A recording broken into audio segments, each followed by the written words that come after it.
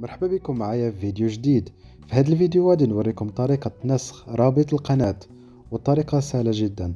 أول حاجة كنضغطوا على الصورة ديال البروفيل اللي كاينة الفوق.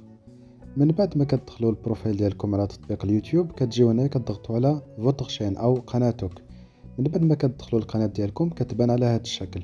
ولكن قبل ما نبداو في الشرح ما تنساوش انكم تشتركوا في القناة وتفعلوا زر الجرس ليصلكم كل جديد.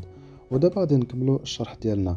باش تنسخوا رابط القناة يكفي انكم تجيو لهاد 3 نقيطات اللي كاينين الفوق اللي كتشوفوا، كتضغطوا عليهم. من بعد كتضغطوا على بارطاج اولا المشاركة.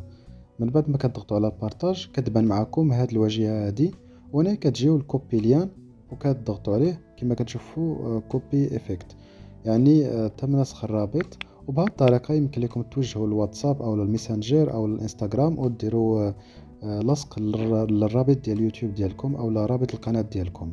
وهادشي اللي كاين في هذا الفيديو. كنتمنى تكونوا استفدتوا من هذا الشرح اللي درت لكم. ما تنساوش الاشتراك في القناة وتفعيل زر الجرس ليصلكم كل جديد.